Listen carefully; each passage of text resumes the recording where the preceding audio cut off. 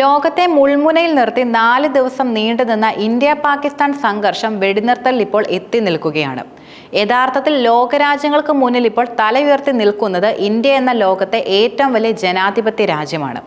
സാധാരണക്കാരെ കൊലപ്പെടുത്താതെ എങ്ങനെ മറ്റൊരു രാജ്യത്ത് കയറി നാശം വിതയ്ക്കാമെന്നത് ഇന്ത്യ എന്ന ജനാധിപത്യ രാജ്യം ഇപ്പോൾ ലോകത്തിന് കാണിച്ചു കൊടുത്തിരിക്കുകയാണ്. ഈ പ്രത്യാക്രമണം വഴി ഇന്ത്യ അത് തെളിയിക്കുകയും ചെയ്തിട്ടുണ്ട്.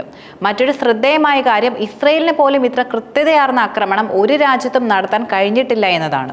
അമേരിക്കയും ചൈനയും നൽകിയ ലോകത്തെ മികച്ച പ്രതിരോധ സംവിധാനങ്ങൾ യഥാർത്ഥത്തിൽ തകർത്തുകൊണ്ടാണ് പാകിസ്ഥാനിൽ ഇന്ത്യൻ ഡ്രോണുകളും മിസൈലുകളും ഈ ലക്ഷ്യം കണ്ടിരുന്നത്. ഇന്ത്യൻ സൈന്യത്തിന്റെ ആക്രമണത്തിൽ പാകിസ്ഥാന്റെ വ്യോമതാവളങ്ങളും അതുപോലെ റാഡർ സംവിധാനങ്ങളും ഉൾപ്പെടെ വ്യാപകമായി തകരുകയും ചെയ്തു. അന്താരാഷ്ട്ര മാധ്യമങ്ങൾ മാത്രമല്ല, മാർച്ച് ഒടുവിൽ പാക് മാധ്യമങ്ങളും ചിത്രങ്ങൾ സഹിതം റിപ്പോർട്ട് ചെയ്തിട്ടുണ്ട്. ഇത് അമേരിക്കയുടെയും ചൈനയുടെയും പ്രതിരോധ സംവിധാനങ്ങളെ ആശ്രയിക്കുന്ന രാജ്യങ്ങളെ പോലും യഥാർത്ഥത്തിൽ അമ്പരപ്പിക്കുന്നതായിരുന്നു. ലോകത്തെ ആയുധ വിപണികളിൽ ഒരു പൊളിച്ചെഴുത്തലിന് പ്രേരിപ്പിക്കുന്നതാണ് ഇന്ത്യയുടെ പ്രത്യാക്രമണം എന്നാണ് യുദ്ധ വിദഗ്ധരിൽ പലരും ചൂണ്ടിക്കാട്ടുന്ന ഒരു കാര്യം. മാത്രമല്ല, ലോകത്തിന് മുന്നിൽ ഇത് ആദ്യമായിട്ടാണ് ഇന്ത്യയുടെ പ്രതിരോധ കരുത്ത് തെളിയുന്നത്.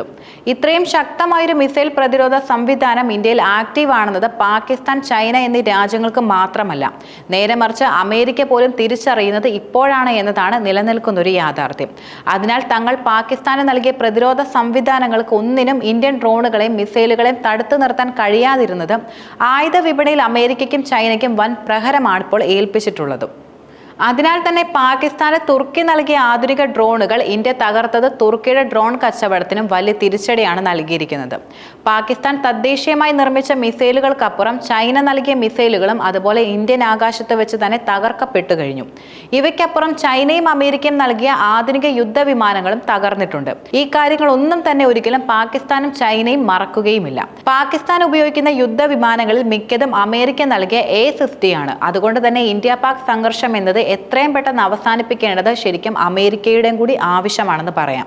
അമേരിക്കൻ ആയുധങ്ങൾക്ക് ആയുധ വിപണിയിൽ ഉണ്ടാകാനിടയുള്ള പ്രഹരം മുന്നിൽ കണ്ടുകൊണ്ട് ഈ സംഘർഷം തുറന്ന യുദ്ധത്തിലേക്ക് പോകാതിരിക്കുമ്പോൾ ഇപ്പോൾ ഏറ്റവും അധികം ആശ്വാസം ലഭിച്ചിരിക്കുന്നതും അമേരിക്കയ്ക്കാണ്.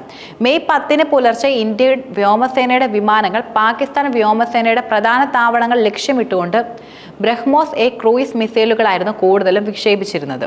റാവൽപിണ്ടിക്ക് സമീപമുള്ള ചക്ലായിലും പഞ്ചാബ് പ്രവിശ്യയിലെ സാർഗോദയിലുമായിരുന്നു ആദ്യം ആക്രമണങ്ങൾ നടന്നിരുന്നത്. പാകിസ്ഥാൻ സൈന്യത്തിന് തന്ത്രപരമായ വ്യോമയാന ലോജിസ്റ്റിക്സ് മൂല്യമുള്ള 2 ഇൻസ്റ്റോളേഷനുകൾ നിലനിൽക്കുന്നുണ്ട്. ഓപ്പൺ സോഴ്സ് ഇന്റലിജൻസ് വഴി ഏജൻസികൾ നാശനഷ്ടങ്ങൾ വിലയിരുത്തി. അതിനുശേഷമായിരുന്നു അന്ന് വൈകുന്നേരം പാകിസ്ഥാൻ പാക് അധീനവേശ കാശ്മീരിലെ കൂടുതൽ താവളങ്ങൾ എന്നിവിടങ്ങളിലേക്ക് ആക്രമണങ്ങളുടെ സ്ഥിരീകരണം പ്രധാനമായിട്ടും നൽകിയിരുന്നതും. ഈ ആക്രമണങ്ങൾക്ക് ശേഷം പാകിസ്ഥാൻ കടുത്ത ജാഗ്രത പാലിക്കുന്നതായി ഇന്ത്യൻ രഹസ്യാന്വേഷണ ഏജൻസികൾ കണ്ടെത്തുകയും ചെയ്തിരുന്നു. ഇന്ത്യ അടുത്തതായി പാകിസ്ഥാന്റെ ആണവ കമാൻഡും നിയന്ത്രണ അടിസ്ഥാന സൗകര്യങ്ങളും ലക്ഷ്യമിട്ടേക്കാമെന്ന വീക്ഷണവും അവർക്കിടയിൽ നിലനിന്നിരുന്നു. സ്ട്രാറ്റജിക് പ്ലാൻസ് ഡിവിഷനുമായി ബന്ധപ്പെട്ട ഓഫീസുകൾ ഉൾപ്പെടെ റാവൽപിണ്ടിയിലെ തന്ത്രപരമായ ഇൻസ്റ്റോളേഷനുകളിൽ സുരക്ഷാ പ്രോട്ടോക്കോളുകൾ വർദ്ധിപ്പിക്കുകയും ചെയ്തു. എങ്കിലും അത് ഇന്ത്യൻ ആക്രമണത്തെ പ്രതിരോധിക്കാൻ യഥാർത്ഥത്തിൽ പര്യാപ്തമായിരുന്നില്ല. അതിനാൽ തന്നെ ഈ മേഖലയിലേക്ക് ഏത് നിമിഷവും ഇന്ത്യയുടെ ബ്രഹ്മോസ് മിസൈൽ പതിക്കുകയാണെങ്കിൽ ആ നിമിഷം പാകിസ്ഥാൻ എന്ന രാജ്യം തന്നെ ഭൂപടത്തിൽ നിന്ന് മായ്ക്കപ്പെടുമായിരുന്നു. പാകിസ്ഥാൻ ഇന്ത്യക്ക് നേരെ ആണവായുധം പ്രയോഗിക്കാൻ തീരുമാനമെടുക്കുമ്പോൾ നിമിഷങ്ങൾ തന്നെ ഇന്ത്യ അത് തകർക്കുമെന്ന കാര്യം പാക് സൈനിക നേതൃത്വത്തിനും വ്യക്തമായി അറിയാവുന്ന കാര്യമാണ്. ഈ സാഹചര്യത്തിന്റെ അടിസ്ഥാനത്തിലാണ് പാകിസ്ഥാൻ അടിയന്തര ഇടപെടൽ ആവശ്യപ്പെട്ട് അമേരിക്കയെ സമീപിച്ചതും. ഗവൺമെന്റ് വൃത്തങ്ങൾ വെളിപ്പെടുത്തുന്നത് സംഘർഷങ്ങൾ വർദ്ധിപ്പിക്കുമെന്ന് മനസ്സിലാക്കിയ അമേരിക്കൻ ഉദ്യോഗസ്ഥർ ഇതിനോടകം ഇരുപക്ഷവുമായി ബന്ധപ്പെടുകയായിരുന്നുവെന്നാണ്. പാകിസ്ഥാന്റെ ആണവ കമാൻഡും അതുപോലെ നിയന്ത്രണ അടിസ്ഥാന സൗകര്യങ്ങളും ഇന്ത്യ ടാർഗറ്റ് ചെയ്ത് അത് ആ രാജ്യത്തിന്റെ അവസാനത്തിലേക്ക് തന്നെ വഴിതെളിക്കും. വൈകിയെങ്കിലും ഇത് തിരിച്ചറിയാനുള്ള ബോധം അമേരിക്കയ്ക്ക് ഇപ്പോൾ ഉണ്ടായിരിക്കുകയാണ്. അതിനുശേഷം അമേരിക്കയുടെ നിർദ്ദേശം അനുസരിച്ചുകൊണ്ട് സൈനിക തലത്തിൽ നിന്നും വെടിനിർത്തൽ നിർദ്ദേശം പാകിസ്ഥാൻ ആദ്യമായി മുന്നോട്ട് വെച്ചു. പൊതുസമൂഹത്തിൽ നിഷ്പക്ഷ നിലപാട് സ്വീകരിച്ചുകൊണ്ട് ഔദ്യോഗിക സൈനിക ഹോട്ട്ലൈൻ ഉപയോഗിച്ച് അതുപോലെ കൂടുതൽ കാലതാമസമില്ലാതെ സംഘർഷം കുറയ്ക്കുകയും ചെയ്യുക എന്ന ഉറച്ച സന്ദേശമാണ് അമേരിക്ക പാകിസ്ഥാന് കൂടുതലും നൽകിയിട്ടുള്ളത്. ഇന്ത്യൻ സൈന്യവുമായി നേരിട്ട് ബന്ധം സ്ഥാപിക്കാനും അതുപോലെ കാലതാമസം ഒഴിവാക്കാനും പാകിസ്ഥാനോട് അമേരിക്ക ആവശ്യപ്പെടുകയും ചെയ്തിട്ടുണ്ട്. മെയ് 10 ഉച്ച കഴിഞ്ഞ് പാകിസ്ഥാന്റെ കൂടുതൽ ആക്രമണങ്ങളെ ഇന്ത്യ ശക്തമായി തടയുകയും ചെയ്തു. അതുപോലെ പ്രത്യാക്രമണം കടുപ്പിക്കുകയും ചെയ്യുകയുണ്ടായി. ഇതിനെ തുടർന്ന് ഇനി ഒരു രക്ഷയുമില്ലെന്ന് കണ്ട പാകിസ്ഥാന്റെ DGMO ആയ major general Kashif Abdullah Indian DGMO lieutenant general Rajiv ഖായെ നേരിട്ട് വിളിച്ചു. അതിനുശേഷം വെടിനിർത്തലിന് അപേക്ഷിക്കുകയും ചെയ്തു.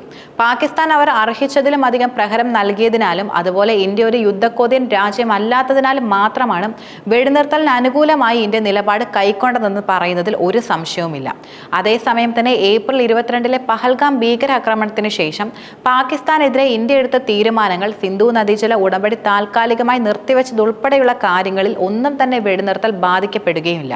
അതുപോലെ അതിലൊന്നും ഒരു മാറ്റം ഉണ്ടാകില്ലെന്നും ഇന്ത്യ വ്യക്തമാക്കി കഴിഞ്ഞിട്ടുണ്ട്. ഇതിന് പിന്നിൽ നിലനിൽക്കുന്ന പ്രധാന കാരണം എന്നത് ആ രാജ്യത്തെ ഒരിക്കലും വിശ്വസിക്കാൻ പറ്റില്ല എന്നത് മാത്രമാണ്. മാത്രമല്ല, വെടിനിർത്തൽ ധാരണയ്ക്ക് ശേഷം ഏതാനും മണിക്കൂറുകൾ വെടിനിർത്തൽ ലംഘനം നടത്തിയ പാക് നടപടിയിൽ നിന്ന് തന്നെ ആ രാജ്യം ഒരിക്കലും നന്നാവാൻ പോകുന്നില്ലെന്ന് തെളിഞ്ഞു കഴിഞ്ഞിട്ടുണ്ട്. പാക് നിലപാട് മാറ്റത്തിൽ പ്രകോപിതരായ ഇന്ത്യൻ ഉന്നത നേതൃത്വം വെടിനിർത്തൽ കരാറിൽ നിന്ന് പിന്മാറുമെന്ന മുന്നറിയിപ്പും നൽകിയിരുന്നു. അപ്പോഴാണ് പേടിച്ച് വീണ്ടും വെടിനിർത്തലിലേക്ക് പാകിസ്ഥാൻ വന്നത്. ഈ വെടിനിർത്തൽ ധാരണ പോലെ പാക് സൈന്യത്തിലും അതുപോലെ രാഷ്ട്രീയ നേതൃത്വത്തിലും വൻ കലാപത്തിനാണ് ഇനി വഴി തുറക്കാൻ പോകുക എന്നും പറയാൻ കഴിയും. ലോകത്തിന് മുന്നിൽ പാകിസ്ഥാൻ ഇപ്പോൾ യഥാർത്ഥത്തിൽ നാണം കെട്ടുകഴിഞ്ഞു. ബലൂചിസ്ഥാൻ എന്ന അവരുടെ ഏറ്റവും വലിയ പ്രദേശത്ത് വിമത വിഭാഗം സ്വാധീനം ശക്തമാക്കുകയും ചെയ്തിട്ടുണ്ട്. അധികം താമസിയാതെ പാകിസ്ഥാനിലെ ആഭ്യന്തര കലഹം മൂലം ബലൂചിസ്ഥാൻ എന്ന പ്രത്യേക രാജ്യം തന്നെ സൃഷ്ടിക്കപ്പെടാനുള്ള സാധ്യതയും ഇപ്പോൾ വലിയ രീതിയിലാണ് നിലനിൽക്കുന്നത്. അതിനുള്ള എല്ലാ ഭൗതിക സാഹചര്യവും വിമത പോരാളികൾക്ക് ഒരുക്കി കൊടുക്കുന്ന ആക്രമണം കൂടിയായിരുന്നു യഥാർത്ഥത്തിൽ ഇന്ത്യൻ സൈന്യം ഇപ്പോൾ പാകിസ്ഥാനിൽ നടത്തിയതെന്നും പറയാം. പാകിസ്ഥാനിൽ കയറി ഭീകര താവളങ്ങൾ ആക്രമിച്ച് നൂറുകണക്കിന് ഭീകരരെയാണ് ഇന്ത്യ വധിച്ചത്. തങ്ങളുടെ സൈനിക കേന്ദ്രങ്ങളും വ്യോമതാവളങ്ങളും ഉൾപ്പെടെയുള്ളവ തകർക്കുമെന്ന് പാകിസ്ഥാൻ സ്വപ്നത്തിൽ പോലും വിചാരിച്ചില്ല എന്നും പറയുവാൻ കഴിയും. 1971 യുദ്ധത്തിന് ശേഷം ആദ്യമായിട്ടാണ് ഇന്ത്യൻ സൈന്യത്തിന്റെ ആക്രമണം കറാച്ചി ഉൾപ്പെടെയുള്ള തന്ത്രപ്രധാനമായ സ്ഥലങ്ങളിൽ ഉണ്ടായിരിക്കുന്നതെന്നും ഏറെ ശ്രദ്ധേയമായിട്ടുള്ള കാര്യമാണ്.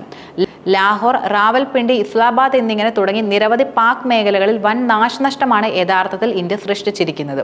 ഇത് പാകിസ്ഥാൻ ഒരിക്കലും മറക്കുകയില്ല. ഇത്തരം പണികൾ പാകിസ്ഥാന് സമ്മാനിച്ചതിന് രാഷ്ട്രീയ വൈരാഗ്യം മറന്ന് നരേന്ദ്രമോദി സർക്കാരിനെ അഭിനന്ദിക്കുകയാണ് ചെയ്യേണ്ടത്. നേരെ മറിച്ച് 1971 യുദ്ധം ഓർമ്മിപ്പിച്ച് വിമർശിക്കാൻ ശ്രമിക്കുന്നത് യഥാർത്ഥത്തിൽ വലിയ തെറ്റാണ്.